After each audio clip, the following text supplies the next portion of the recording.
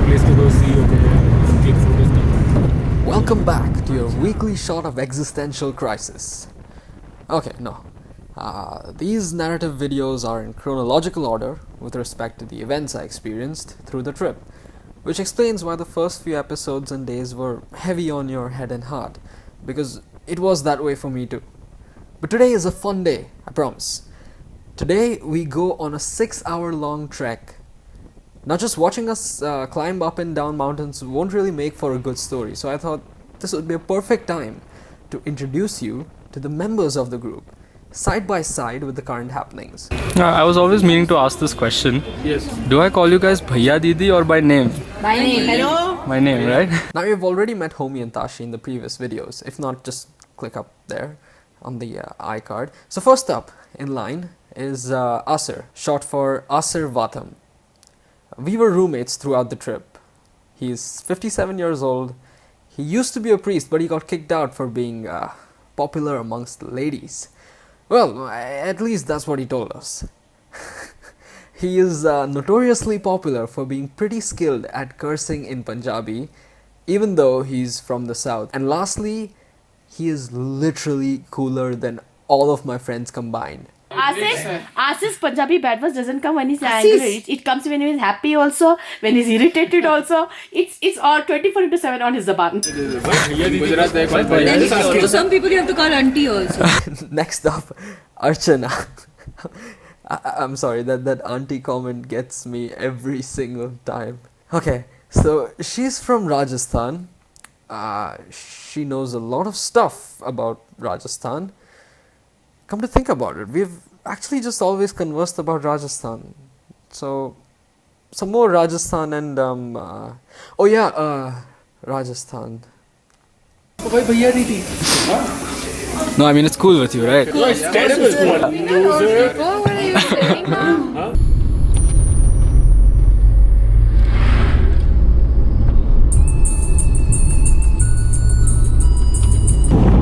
The sand dunes out there. No problem. Sorry.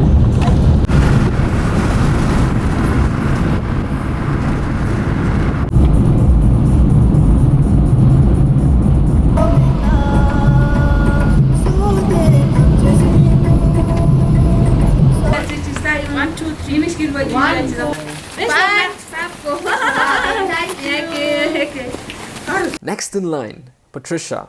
She's a school teacher. Well, more of a coordinator.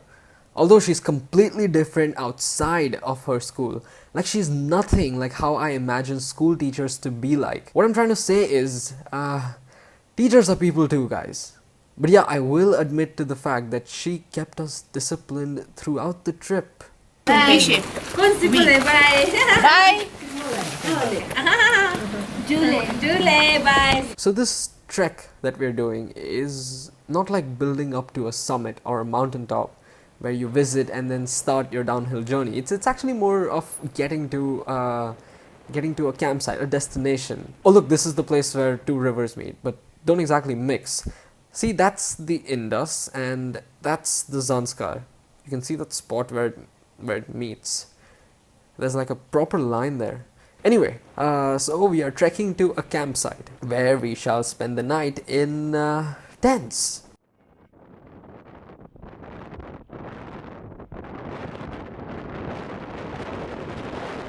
Moving on to the next group member, Sheena.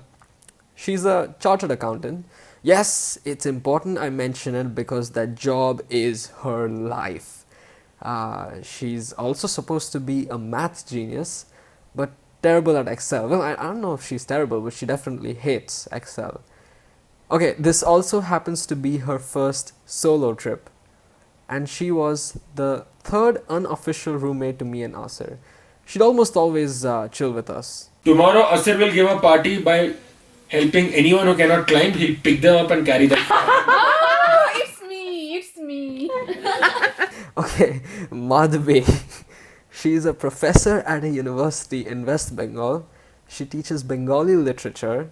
She too is 57 years old and she sings classical Bengali songs when she's feeling it. On the other hand,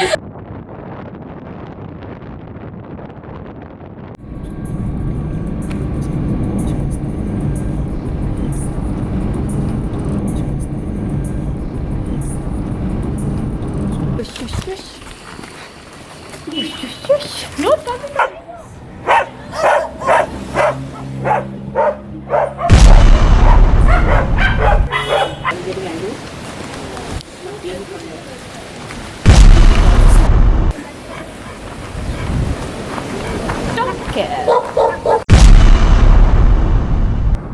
Now, after a 2-hour long ride, we finally get to Likir, the place where we begin our trek, which was practically in the middle of nowhere. The cars just stopped and I see homie getting off and all of us were confused. But they just stopped at the corner of some road and said, well, this is it.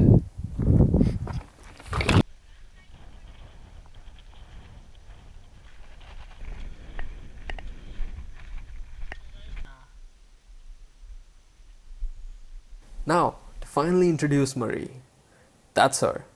She's French, and we have conversed a lot in French. I've actually learned more French in these 2 weeks than I have in the past 2 years at school. Also, she's been traveling all her adult life. She moves to places that seem interesting, volunteers a job there, and repeats the process with a new place each time. That is one of the coolest things I have ever seen a person do. And she loves to photobomb. You'll see plenty of instances where she does that. And she got shit on her feet. Yeah, you heard me. She got shit on her feet. And it just mentally disturbed her so much. And I have it recorded. And she was mean to me just a few days ago in present time when we met. So, Marie, consider this revenge. Yeah, nice. There too. Well, that's a nice dance, Marie. That's a nice dance.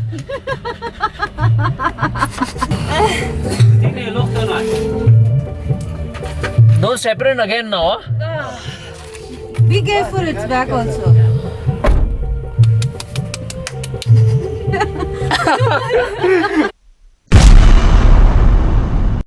Just a random question. Have you ever taken a bath in water that's so cold it can probably cause nerve damage? Let me rephrase. Have you ever met someone so stupid who would do such a thing all by himself and the closest human to him is possibly a kilometer away? No? Oh no, I was just asking because the Indus just happens to be that cold because it is glacial water and well, now I guess you know me.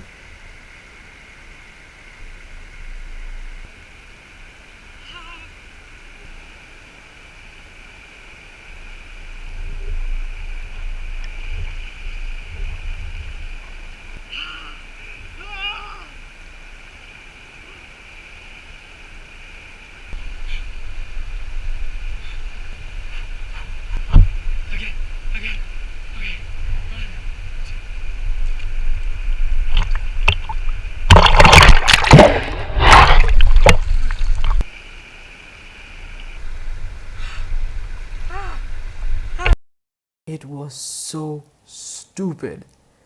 As each body part made contact with the water, I could feel going numb there almost immediately. I lost feeling in my feet and my hands for close to, I think, 8 or 10 minutes. The sun was of absolutely no help. And that cold water, it sent a weird chilling shock through my head, down my spine. But it was fun. I didn't want to go all the way there and not do it. It made me happy. Which brings me to the next moment. This is probably the least talked about and the most underrated moment of the entire trip. I've mentioned how true happiness can only be well experienced. This was one such snippet in time. No agendas, no workload, nothing to be completed, nowhere to be. Just enjoying the present moment to its fullest. It was this moment where we had lunch by the riverside.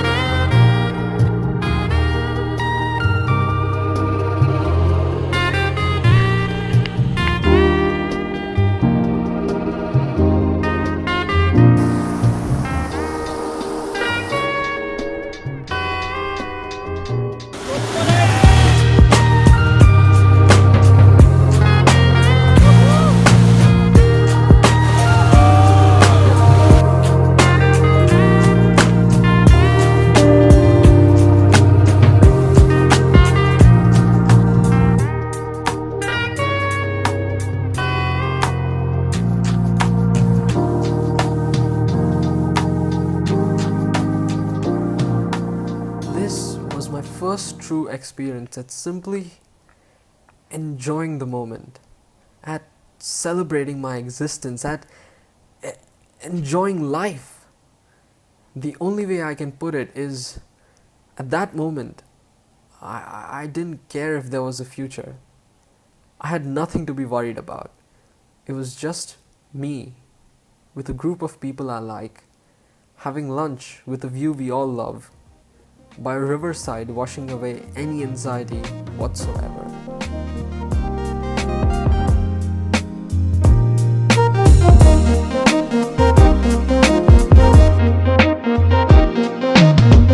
Tell me, baby, what have I done? Tell me, baby, what have I done?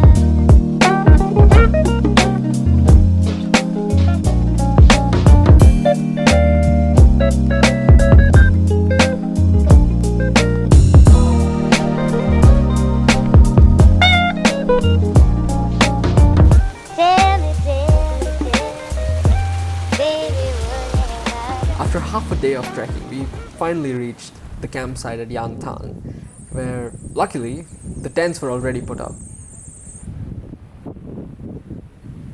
Yangtang profusely reminded me of the Shire from The Lord of the Rings. This place was... The human brain is incapable of even dreaming of such a place. There is no degree to which I could measure and tell you just how beautiful this place really was. I really am at a loss of words. Me back, beauty, don't mess with me. Anybody for the last biscuit? Don't change the topic. I don't. Last biscuit from 100 yards I know away. the time she goes there I on know a the daily time she basis. goes there. Oh, she touched me today. I will not wash my arms for the next week. So therefore, it's complicated. Yes, that's It's not what- like that. It's not like that. That's what I'm saying. That's what I'm saying. So she knows you, you know her. Yeah, of course. That's not the case. Who's a she? She's like this. Like an apple flower. She's like this. Yeah, she's like this. Yeah. Like an apple flower. She's like an apple flower. Is she like an apple flower? Sure, okay, I've never seen one. Oh, never seen. You are lying. I've never seen an apple flower. Oh no. Ah. Do you do any substances? And now, finally, the last introduction. Kamran. Well, he loves cars and bikes. He runs a garage. Also, he's really nice for the world. You know what I mean? There are just some people that you meet and you just think, they're so nice. And he'll explain this innocence in just a bit. And he enjoys seeking cheap thrills on his bike. Like taking it up the stairs and stuff. Anyway, back to the story. Do you do any substances, Kamran? And I'm like, man, you're asking the wrong guy. Like, you know, I don't drink, I don't smoke, and you're asking me. She's like, no, it's okay. I have to ask you. I was like, okay, I understand. It's just such a funny thing, like, for somebody to ask me. Yeah, you. I was like, no, I'm not talking about weed. Even if you've done cocaine, LSD. I was like, here I am saying I'm not. The dinner ended with long conversations about everyone sharing the stories of their life. Even though it wasn't, I just felt like all of them were directed at me. Everyone was at the middle, if not towards the later stages at the spectrum of life. Whereas I was just beginning mine. Knowledge I got at school is incomparable to the knowledge they gave me through their experience. I'm not exaggerating when I say this, but it was one of the best days of my life. I felt like I belonged. That dinner really made us so much more of a family. Just 8 souls and a dinner table. I wanted that moment to last forever. Cheers! Cheers! And our new venture, okay? To Ethical Himalaya. And thank you for having us as your first. Yeah. Oh god. Yes! Cheers! Really? First one's always the special. We are the first.